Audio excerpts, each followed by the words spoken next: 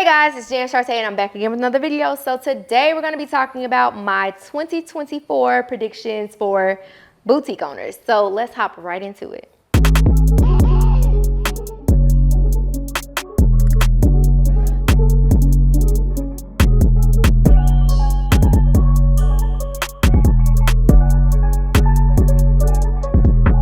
Hey y'all, welcome to my channel where we talk about boutiques, e-commerce, business, and all things making money online. So the first thing that I think is going to happen in 2024, y'all ain't gonna want to hear it, but I think way more boutique owners than ever are going to quit. So I don't know about y'all, but 2023 was extremely hard. 2022 was hard. 2024, I don't know what she's going to give, but I don't think she's gonna get easier. I think she's gonna be hard too.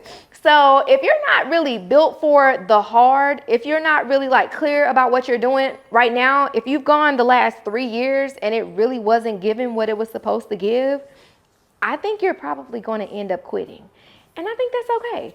I don't think anybody should feel forced to continue to do a thing that's causing you stress, that is taking your money, because let's be honest, this business is expensive. It is constant investing and reinvesting of dollars, and it's very up and down. So if you don't have a very clear process, if you don't have a great relationship with money, if you don't have a clear pricing strategy, if you don't have customer acquisition and customer retention strategies in place to keep that business moving forward, I think more than likely a lot of people are going to quit. And I know that sucks to say, but it's true.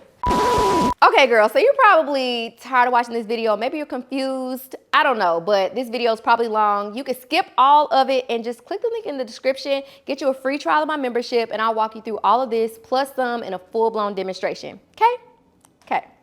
The next thing that I think is going to happen in 2024 is that more boutique owners than ever are going to have to prioritize content creation. So when I say content creation, I don't mean more photo shoots. That's not technically content creation. A picture is simply that, a picture. When I say content creation, I mean like creating pieces of media that make people feel something. A picture in front of a white backdrop, a pink backdrop, a green backdrop, a flower wall, a grass wall, so on and so forth is really not going to do it for you in 2024. Content creation really causes you or requires you to take into consideration who you're creating that content for. It kind of requires you to go that extra mile, and boutique owners, if I'm being honest, don't typically go that extra mile. They think that a fancy photo shoot is the same as content, and that's not true. So I think about like the boutique owners this year that really leaned into TikTok, that really leaned into like storytelling and vlogging and really showing the behind the scenes of what was going on in their business.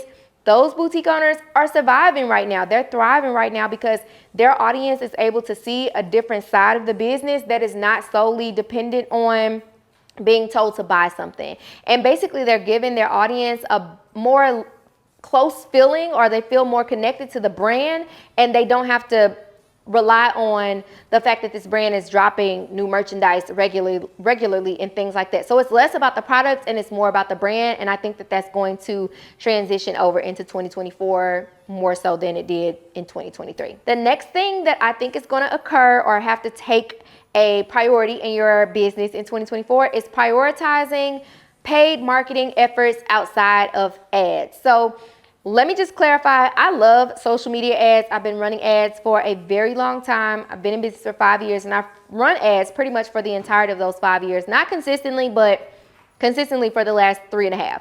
So ads have really done a world of a job in my business as far as like driving revenue, driving traffic, things like that. However, this year was the first year where I really started to explore other paid marketing opportunities outside of paid advertising. So for example, affiliate marketing was a big thing that I implemented this year, and I actually like it. And I think that that's something that we should be thinking about going into the new year, because ads are expensive. There's no way of getting out of it. And there's a lot more people who are spending more on ads because they think that ads will save their business. They kind of use it as like a saving grace, when in actuality, they're just spending money that they should be spending or could be spending elsewhere.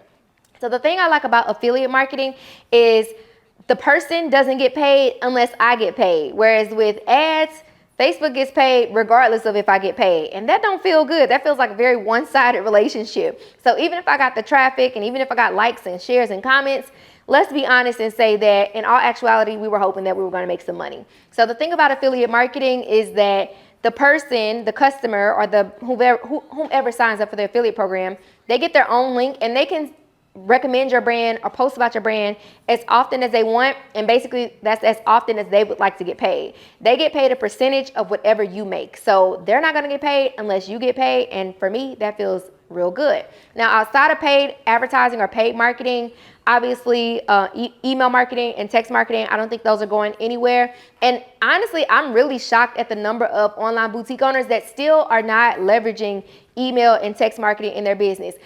I don't know about y'all, I unsubscribed, but Fashion Nova is sending y'all emails and texts every single day.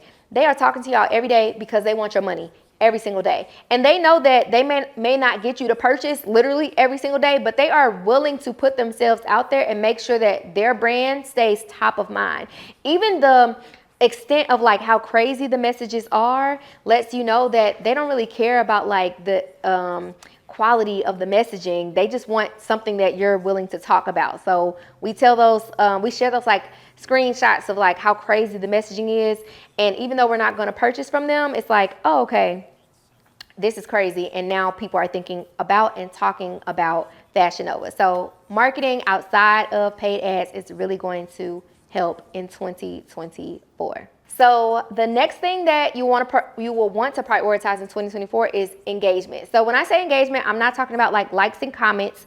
I'm talking about you actually talking to your audience. So earlier I was talking about like vlogs and like more of that, you know, talkative TikToks and things of that nature. People want to feel a connection with brands, and it's a lot easier to form those connections when you're actually talking to these people and also allowing them to talk back. So for example, one thing that I do a lot in my coaching business is go live with my audience, and it's something that I really want to lean into for my online boutique, allowing my audience to, you know, talk back to me in real time, maybe even allowing some of them to join that live and us having real life conversation versus it just always being a picture or a video where I'm promoting the products. So a lot of times when we think about like engaging with our target audience, people naturally think, oh, I just need to go leave a comment underneath a girl's picture who we think is our target customer and tell her she looks pretty, or tell her that we have a brand that we think she would like. That's not going to fly in 2024. People are used to it. It has happened to them a multitude of times.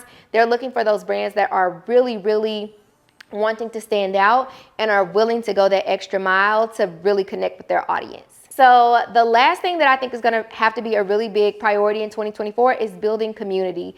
So when I say building community, a lot of times people think I mean that they got to go create like a Facebook group or something like that. And that's not what I mean. When I say community, I just really mean you being for your customer and not just for your business.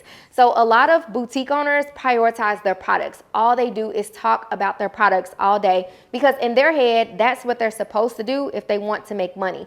In actuality, you should be focused on building relationships with your customers. So if you can form a community within your business, it makes it a lot easier for you to drive sales consistently and also create true relationships with your customers because you're not prioritizing the product over the person. You're putting the person first and then the product. So one thing that I like to do as a business owner in both my coaching business as well as my boutique business is actually create reels where I'm talking. So I use more voiceovers and I try to like tell a story. So for example, on Small Business Saturday, I shared a video that was like a compilation of videos and pictures over the course of the years. And I just kind of told my small business story. And that ended up being my best performing piece of content for the entire month of November. It got a lot of shares, it got a lot of comments and a lot of likes.